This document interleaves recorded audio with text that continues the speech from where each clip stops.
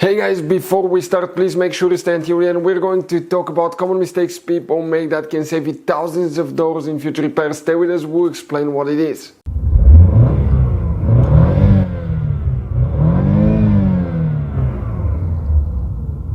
Hey guys, welcome back to Electrical Car Repair Live. Super quick, very helpful video for any of you having a problem where the heater doesn't work or the heater blows cold, cool air on GMC Terrain, that generation right here from year 2010 to 2017. Guys, please do not waste your money on parts, tools, diagnostics until you watch that video. It could be quite simple fix. And by the way, if you guys need to buy any replacement parts, tools, anything like that, we will share the information in the description of the video below. Check it out and you can see where we get most of our tools and supplies from as well. So let's start on it now.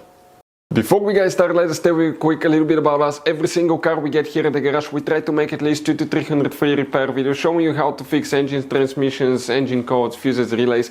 And by the way guys, on that generation GMC Terrain, we're going to have more than 150 videos alone for fuses, relays, why things don't work, how to fix them.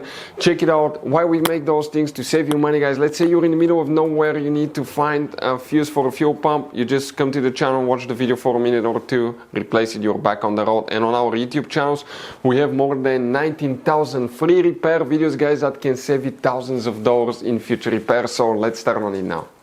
Guys, multiple things can cause your heater not to work. Some of those may be actually even something that can trick you thinking that your heater doesn't work, but actually your heater is perfectly fine. We'll talk about that, something that we see quite often here at the garage. We've seen it in some cars with only 7,000 miles as well. Now, but the first thing you want to check is heater, climate control, fuses, relays.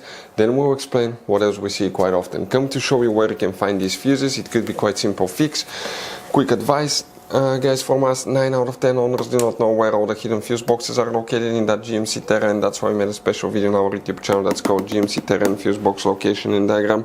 Video that can save you thousands of dollars in repairs. Go ahead and open the hood facing the engine on the right side here. That's the driver's side guys. Some of the climate control fuses are located in the main engine fuse box that's next to the brake fluid reservoir on the driver's side. That's the main engine fuse box. Press a tap here, a tap there, release them, lift the cover, and underneath we have that fuse box with a layout like this one here. Before we continue guys, let's explain quickly why it's always a good idea to test fuses and relays. It is guys very important to test fuses and relays. On those fuses you cannot clearly see if they're burnt or not, especially you can see in the JK's fuses as well.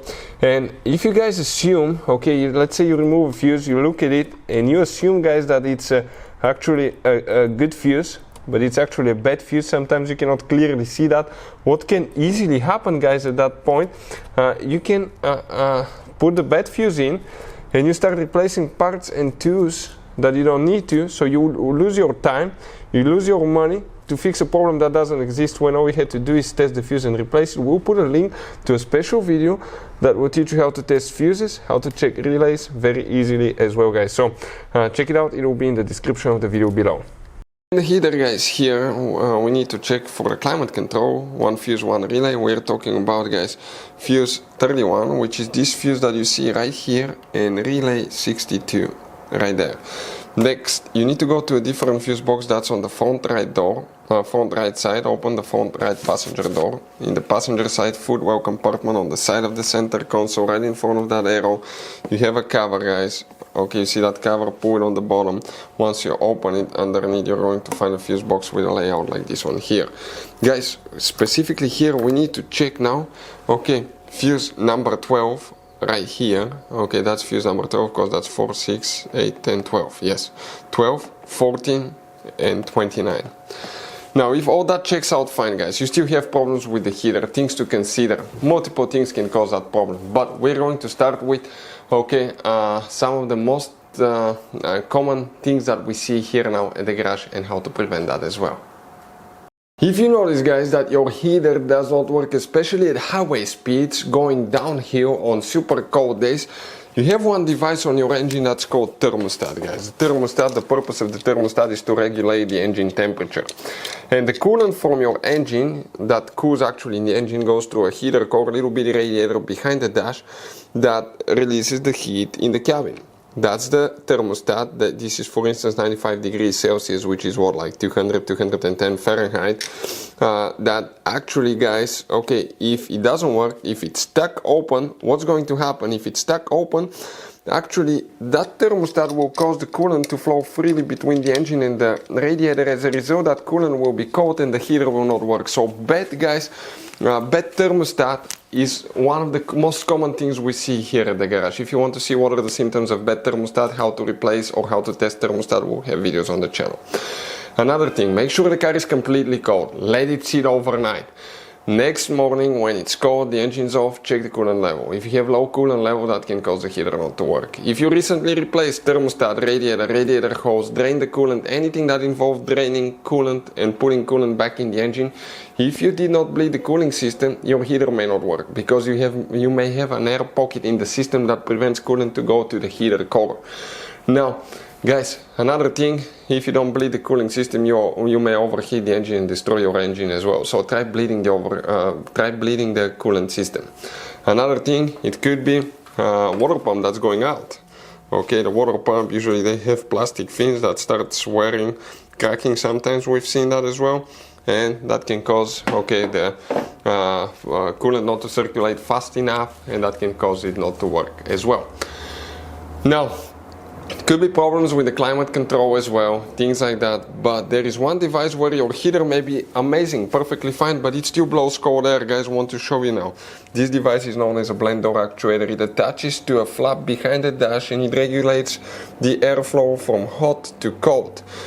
Now, you may have one of those, or you may have two if you have a dual climate control, one on the driver's side, one on the passenger side, because you can independently change the temperature.